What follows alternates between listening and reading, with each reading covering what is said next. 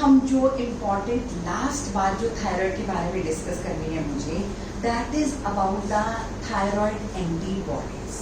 हम सब जानते हैं कि हमारे शरीर में जो एंटीबॉडीज बनती हैं वो बैक्टीरिया और वायरसेस से लड़ने में हमारी मदद करती है, ठीक है।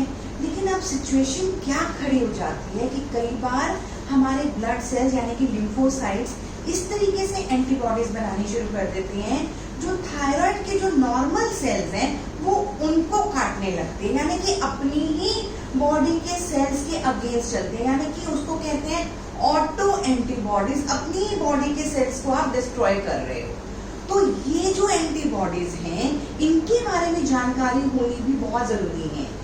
मोटा मोटी करके 3 एंटीबॉडीज हैं, TPO antibodies, thyroglobulin antibodies, TSH receptor antibodies.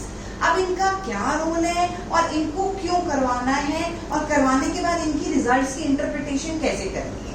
देखिए इनका रोल ये है, अगर आपके पास you are getting a patient, आपकी क्लिनिक में एक पेशेंट आ रहा है जो आपको कुछ सिम्टम्स बता रहा है, आपको लग रहा है कि हाँ इसके कुछ थायराइड की इशू हो सकता है, आप उनका T3, T4, TSH thyroid profile कराते हैं।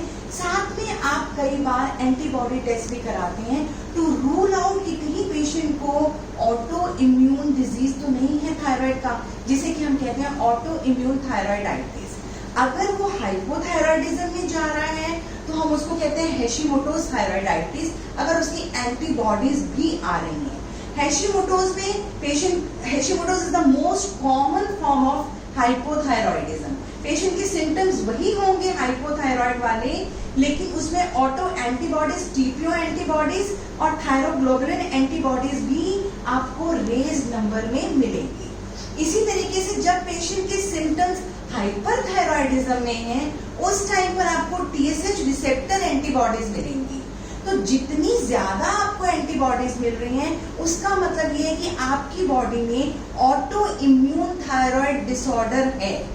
अगर एंटीबॉडीज नहीं मिल रही इसका मतलब आपको ऑटो इम्यून थायराइड डिसऑर्डर नहीं है, लेकिन आपको वैसे थायराइड का इश्यू है। लेकिन अगर antibodies, TPO antibodies, thyroglobulin antibodies मिलती हैं और ये टीएसएच रिसेप्टर एंटीबॉडीज मिलती हैं तो इसका मतलब आपको ऑटो इम्यून थायराइड डिसऑर्डर है।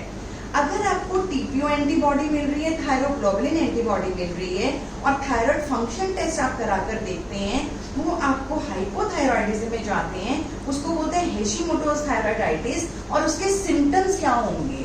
देखिए आपको मैंने बताया था कि थायराइड आपके मेटाबॉलिज्म में मदद करता है।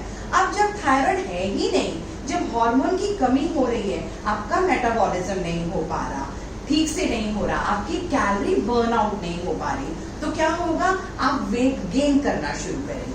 वेट गेन करना शुरू करेंगे, इनफर्टिलिटी के चांसेस फीमेल्स में ज्यादा हो जाएंगे, मेंस्ट्रुअल पीरियड्स उनके इम्बैलेंस्ड हो जाएंगे, कॉन्स्टिपेशन ज्यादा हो जाएगी, उनको ऐसे मरीज डिप्रेशन में भी चले जाते हैं। कई बार डाइजेशन इश्यूज भी इस तरीके के लोगों में होता है।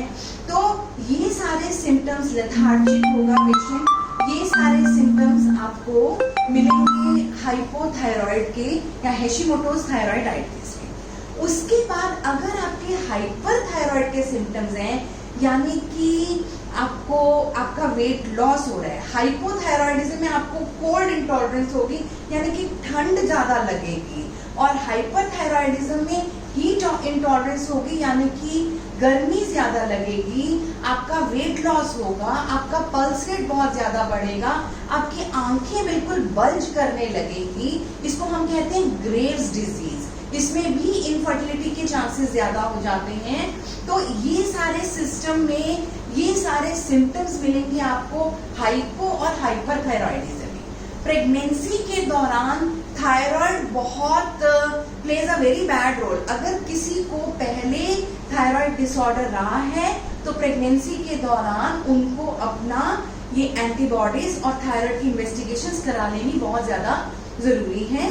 और उसके बाद अगर कोई परेशानी निकल के आती है, क्योंकि अगर आप ये नहीं कराएंगे तो प्रेगनेंसी के दौरान अगर थायराइड डिसऑर्डर है तो बच्चा और माँ दोनों पर बहुत ज्यादा परेशानी कर सकता है।